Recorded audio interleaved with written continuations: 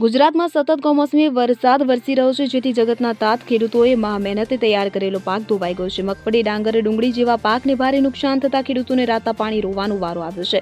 ભારે વરસાદ જે ભાવનગર જિલ્લાના મહુવામાં પડ્યો, જ્યાં ઘરોમાં પાણી ઘૂસી ગયા, ઘણા રસ્તાઓ, થાંભલાઓ અને નાળાઓ તૂટી ગયા, જેથી ભાવનગરના ગામડાઓના લોકોનું જીવન અસ્તવ્યસ્ત બન્યું છે. વાહન વ્યવહાર પણ ઠપ થઈ ગયો છે. ખેડૂતો સરકાર પાસે સહાયની માંગ કરી રહ્યા છે. મળતી જાણકારી અનુસાર ભાવનગર જિલ્લાના મહુવા તાલુકામાં ભારે વરસાદ ખાબક્યો છે. જિલ્લામાં ખેડૂતોને મોટા પાયે નુકસાન વેઠવાનો વારો આવે છે. ઘણા ગામો સંપર્ક વિહોણા થઈ ગયા છે. મહુવાના મોટા ખૂંટવડા અને આસપાસના વિસ્તારોમાં કમોસમી વરસાદે ભારે નુકસાન પહોંચાડ્યું છે. મોટા ખૂંટવડા ખાતે રોજકી અને માલણ નદી ઉપર આવેલા પુલો તૂટી પડ્યા છે. પુલ મોટા ખૂંટવડાથી કૃષ્ણપુર તથા બોરડી ગામને જોડે છે. જો કે આ પુલો તૂટી પડતા વિસ્તારના લોકો માટે પરિવહન વ્યવસ્થા સંપૂર્ણ રીતે ઠપ થઈ ગઈ છે. આ પુલોનું નિરીક્ષણ કરવા ગારિયાધારના ધારાસભ્ય સુધીર વાઘાણી પર પહોંચ્યા હતા. નિરીક્ષણ દરમિયાન ધારાસભ્યએ માર્ગ અને મકાન વિભાગના અધિકારીઓ સાથે ફોન પર વાતચીત કરી તાત્કાલિક ધોરણે નવા પુલોના બાંધકામના આદેશ આપ્યા છે. ઉલ્લેખનીય છે કે ભાવનગર જિલ્લામાં વરસાદે ખેડૂતોની માઠી દશા કરી છે, જેથી ખેડૂતો સરકાર સાથે સહાયની માંગ કરી રહ્યા છે. સાથે જ બંધ પાક વીમા યોજના શરૂ કરવા ગુહાર લગાવી રહ્યા છે.